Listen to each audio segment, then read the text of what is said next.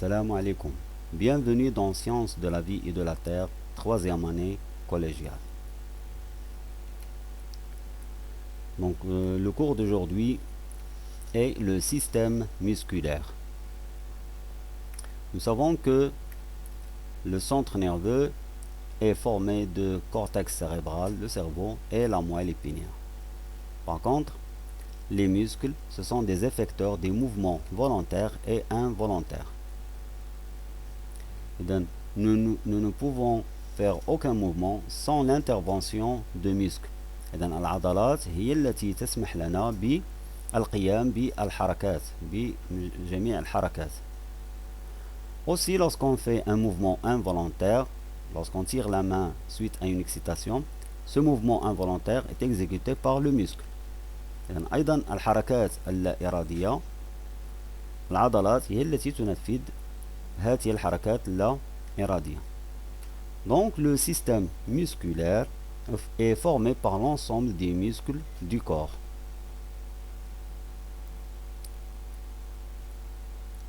Donc les mouvements volontaires et involontaires, c'est-à-dire les réflexes, impliquent la contraction des muscles en réponse à un influx nerveux. إذن الحركات الإرادية واللا إرادية ضرورة يتم تدخل تقلص العضلات فيها. Donc quelles sont donc les propriétés du muscle squelettique؟ إذن ما هي خاصيات ومميزات العضلات الهيكلية؟ Donc ici nous avons le bras et l'avant-bras. Le muscle en haut est appelé muscle biceps et d'en bas est appelé muscle triceps. إذن لدينا الساعد على مستوى اليد، فالعضلة العليا تسمى بيسبس عضلة ثنائية الرأس، والسفلى تريسبس ثلاثية الرأس. Nous avons aussi, donc ici le bras et l'avant-bras, le mouvement de flexion lorsqu'on plie la main et le mouvement d'extension lorsqu'on allonge la main. إذا لدينا حركات فليكسيون حركات الثاني et l'extension حركات البسط الذراع. Ici nous observons la patte d'un lapin. Il y a les os, العظام, le muscle qui est relié aux os par deux tendons. إذا لدينا وترين، الوتر الأول والوتر الثاني اللذان يربطان العضلة بالعظم. Donc au niveau du bras, nous avons le muscle biceps et on l'appelle biceps puisqu'il contient ou bien il est relié aux os par deux tendons. إذن هذه العضلة تسمى عضلة ثنائية الرأس لأنها ترتبط بالعظم بوترين. Et le deuxième muscle est appelé muscle triceps puisqu'il contient trois tendons, 1, 2 et 3. إذن عضلة ثلاثية الرأس لأنها تتوفر على أو تثبت على العظام بواسطة ثلاثة أوتار. Le tendon, الوتر. Donc, lorsqu'il y a extension de l'avant-bras, nous remarquons qu'il y a contraction du triceps et relâchement du biceps. أثناء بسط اليد نلاحظ تقلص عضلة ثلاثية الرأس وتمدد العضلة ثنائية الرأس. Et au cours de la flexion, nous remarquons qu'il y a le biceps est contracté et le triceps est relâché. أثناء حركة الثاني هناك تقلص العضلة ثنائية الرأس وتمدد عضلة ثلاثية الرأس. إذن هاتين العضلتين متعاكستين. Donc lorsque la première, le biceps se contracte, le triceps se relâche et vice versa. Et toujours le mouvement est dirigé vers la contraction. Donc le muscle agoniste, le biceps, le muscle antagoniste, triceps. Donc contraction du biceps et relâchement du triceps au cours de la flexion. Au cours de l'extension, le muscle agoniste est le triceps et le muscle antagoniste est le biceps. إذن أثناء حركة البسط هناك تقلص عضلة ثلاثية الرأس وتمدد عضلة ثنائية الرأس. Donc lorsqu'on fait un mouvement, par exemple soulever un poids, il y a contraction du muscle. Par conséquent, il y a étirement de l'os vers la contraction. إذا عند حمل شيء معين نلاحظ أن العضلة تتقلص أي يقصر طولها. إذا هناك الحركة في اتجاه التقلص. Pendant la flexion de l'avant-bras, il y a contraction du biceps et relâchement du triceps. Et vice versa pendant l'extension. إذا أثناء التقلص نلاحظ تقلص عضلة يعني أثناء الثاني نلاحظ ثاني اليد نلاحظ تقلص عضلة ثنائية الرأس وتمدد عضلة ثلاثية الرأس والعكس أثناء حركة البسط l'extension. Le biceps et le triceps sont donc deux muscles antagonistes. إذن هاتين العضلتين هما عضلات متعاكسة. Maintenant, nous voulons étudier l'activité électrique au cours des mouvements de l'avant-bras. Donc l'enregistrement de l'activité électrique du biceps et du triceps pendant les mouvements de l'avant-bras. إذن تسجيل النشاط الكهربائي على مستوى le biceps et le triceps هاتين العضلتين أثناء حركات اليد. Et nous allons procéder avec le protocole expérimental suivant. Donc nous avons le muscle relié à des électrodes, eux-mêmes reliés à un ordinateur, et on va enregistrer l'activité électrique ainsi. إذا لدينا عضلة مرتبطة بالحاسوب بواسطة مسجلات وملتقطات للنشاط الكهربائي. Donc nous obtenons l'enregistrement suivant, l'enregistrement de l'activité électrique du biceps et du triceps pendant les mouvements de l'avant-bras. Donc lorsqu'on effectue des mouvements de l'avant-bras, flexion et extension, nous obtenons l'activité électrique comme suit. Donc nous avons au niveau du triceps l'activité électrique ici, l'activité électrique en millivolts verticalement, et horizontalement nous avons le temps en secondes. إذن عموديا لدينا النشاط الكهربائي بالميليفولت وأفقيا الزمن بالثواني. Nous remarquons donc qu'il y a alternance entre diminution de l'activité électrique et augmentation de l'activité électrique. Diminution, augmentation, ainsi de suite. إذن على مستوى العضلة ثلاثية الرأس نلاحظ ضعف النشاط الكهربائي ثم ارتفاع النشاط الكهربائي وإعادة ضعف وارتفاع النشاط الكهربائي. La même chose est observée au niveau du biceps. إذن أثناء حركات اليد لدينا أيضا نفس الشيء. Il y a augmentation de l'activité électrique, puis diminution de cette activité électrique, et ainsi de suite. Mais ce qui est intéressant, c'est lorsqu'on voit les deux en même temps. On remarque donc que lorsqu'il y a diminution de l'activité électrique au niveau du triceps, il y a augmentation de cette activité au niveau du biceps. Et lorsqu'il y a augmentation de l'activité électrique au niveau du triceps, au niveau du biceps, on remarque qu'il y a une diminution de cette activité électrique. إذا نلاحظ عندما يكون انخفاض في النشاط الكهربائي على مستوى العضلة ثلاثية الرأس، هناك ارتفاع النشاط الكهربائي على مستوى العضلة ثنائية الرأس والعكس. Donc, pendant la flexion أثناء الثاني, l'activité électrique du biceps contracté augmente. أثناء حركة الثاني، أثناء تقلص العضلة ثنائية الرأس، هناك ارتفاع في نشاط الكهربائي.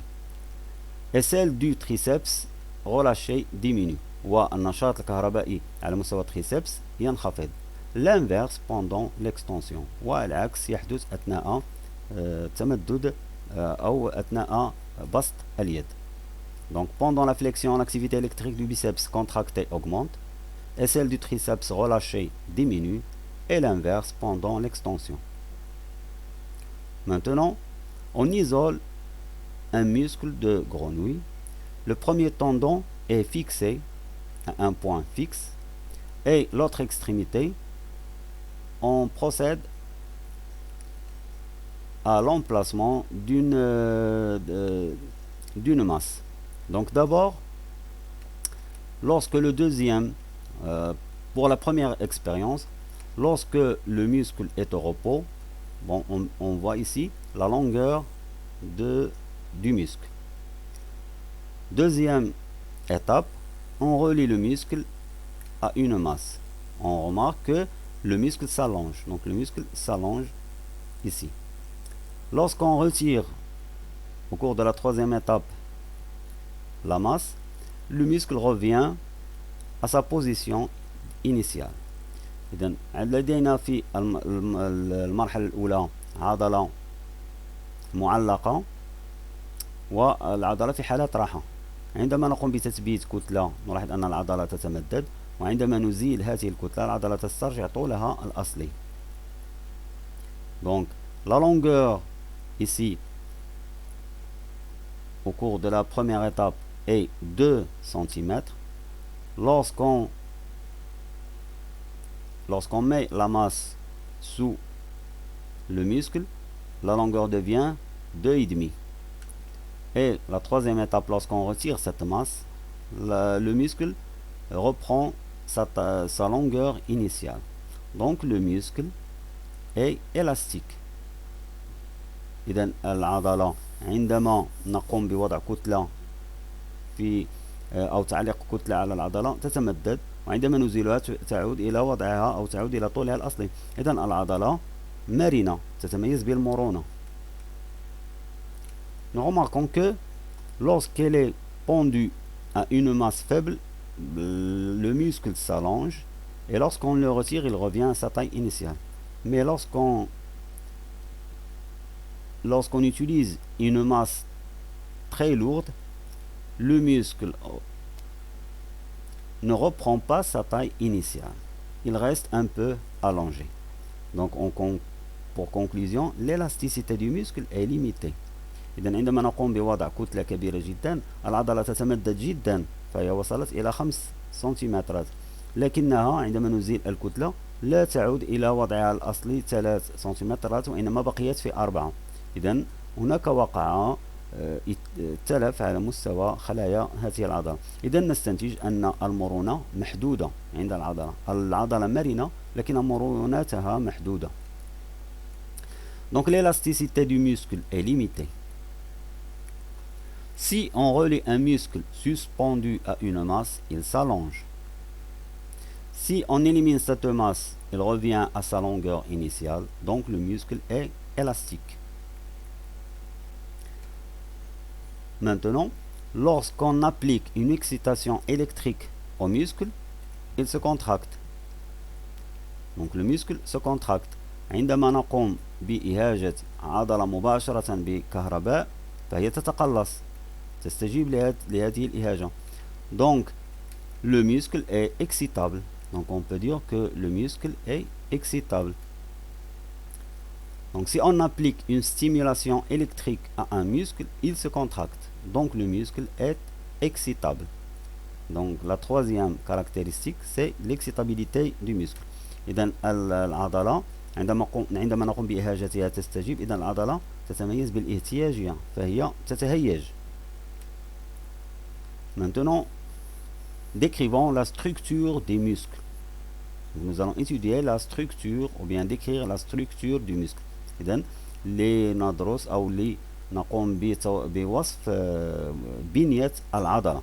Donc ici c'est l'os, العظم, le tendon qui relie le muscle à l'os, الوتر الذي يربط العضلة بالعظم, et des fibres musculaires. Et nous remarquons que le muscle est formé par plusieurs fibres rassemblées en faisceaux. Donc c'est le premier faisceau, le deuxième, le troisième et ainsi de suite. Il y a aussi un tissu entre ces faisceaux et des vaisseaux sanguins. Donc la structure du muscle est formée d'os. بنية العضلة تتكون من عظم, عضلة, ومرتبطين بوتر. Donc l'os, muscle et tendon. Et le muscle est formé par plusieurs faisceaux de fibres musculaires. والعضلة مكونة من حزم من ألياف عضلية. Maintenant, entre ces faisceaux et ces fibres, il y a un tissu, des cellules, un tissu نسيج خلوي, et il y a aussi des vaisseaux sanguins, شعيرات دموية. Donc nous avons décrit la structure du muscle. Il reste que ce muscle est lié au système nerveux par des fibres nerveuses. إذا العضلة أو الألياف العضلية مرتبطة بالجهاز العصبي بألياف عصبية. Le point de contact entre les fibres nerveuses et les fibres musculaires est appelé plaque motrice.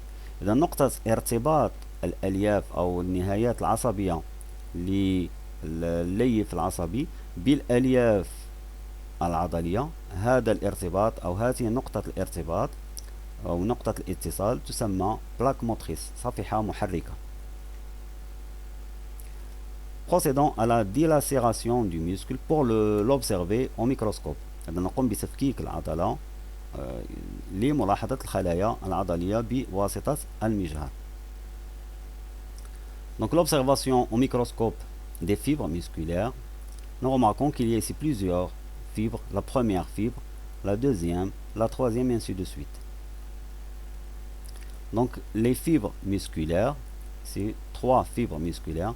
Donc la fibre musculaire, bien sûr, est une cellule formée par une membrane plasmique, cytoplasme et des noyaux.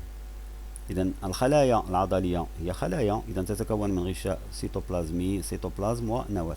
Mais ce qui est intéressant, c'est qu'il est formé par ou bien il contient plusieurs noyaux. إذا هناك عدة نواة داخل هذه الخلايا العضلية. Et aussi il y a des stries, c'est-à-dire l'alternance de bandes sombres et de bandes claires. Donc l'alternance de bandes claires et de bandes sombres s'appelle des stries. إذا الخلية العضلية أيضا تتوفر على أشرطة. إذا ميزة الخلية العضلية أنها خلية ممدودة تتوفر على عدة نواة وأشرطة. Une fibre musculaire avec un grossissement de 500. Une fibre musculaire, donc, c'est une cellule qui est formée par noyau, cytoplasme, membrane plasmique. Mais elle contient plusieurs noyaux et non un seul, comme les autres cellules. Aussi, il y a des stries, des bandes claires et des bandes sombres. إذن الخلية العضلية هي خلية طويلة وتتوفر على عدة نواة وكذلك أشرطة. Donc le muscle est constitué de faisceaux de fibres musculaires. العضلة تتكون من ألياف عضلية مجموعة على شكل حزام. Chaque fibre musculaire est une cellule avec des noyaux et des stries. كل ليف عضلي هو عبارة عن خلية تتوفر على عدة نواة وأشرطة. La connexion des terminaisons nerveuses avec les fibres musculaires est appelée plaque motrice. ارتباط الخلايا أو نهايات العصبية مع الألياف العضلية، هذا الارتباط يتم على مستوى نقطة تسمى صفيحة محركة. Donc si nous observons au microscope la liaison entre les fibres musculaires et la terminaison nerveuse d'une fibre nerveuse, donc ici la fibre nerveuse, ici ce sont des fibres musculaires, et les arborisations terminales à ce niveau, les arborisations terminales, et la liaison se fait au niveau des plaques motrices. إذن لدينا ألياف عضلية، ألياف أو ليف عصبي بتشجر النهائي، ونقطة الارتباط بين الليف العصبي والليف العضلي يتم على مستوى هذه النقطة التي تسمى صفيحة محركة plaque motrice، وهي المنطقة التي يتم فيها تبليغ الرسالة العصبية بمواد كيميائية.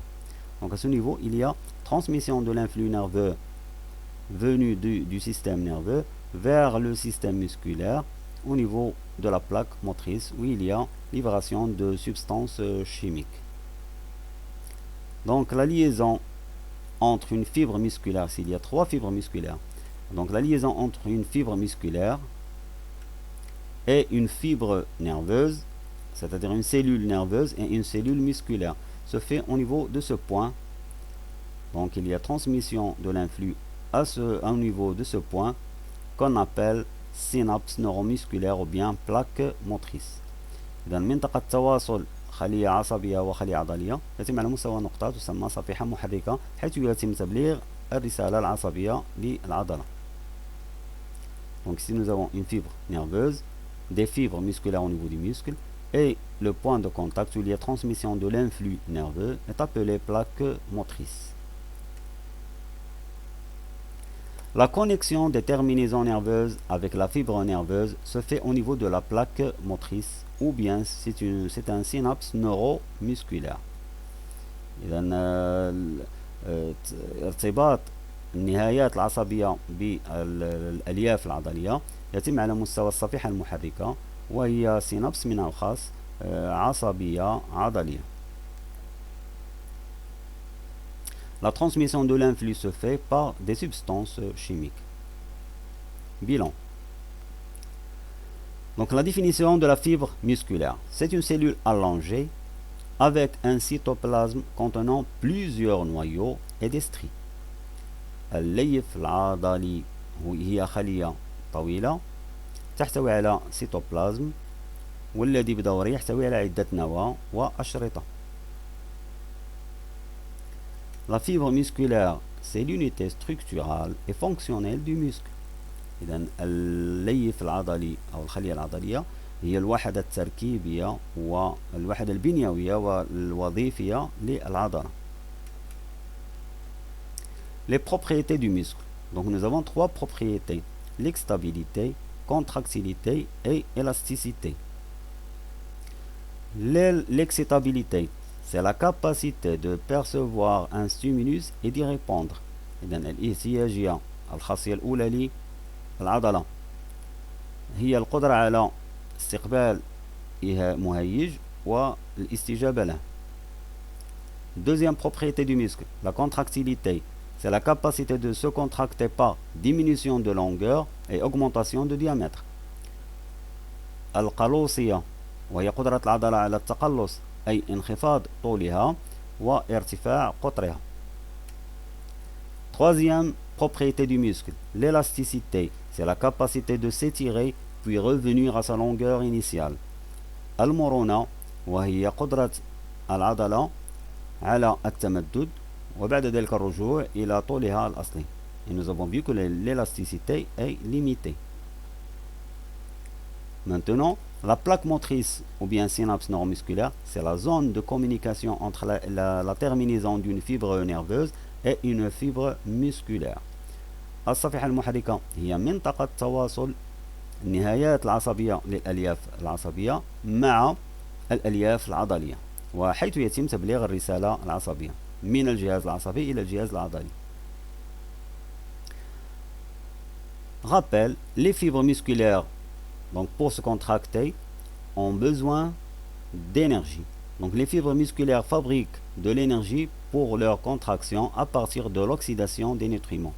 Donc le sang apporte aux muscles et aux fibres musculaires du glucose et de l'oxygène. Il y a une réaction chimique qu'on appelle réaction d'oxydation au cours de la respiration de ces cellules, au cours de laquelle il y a élaboration de l'énergie nécessaire à la contraction.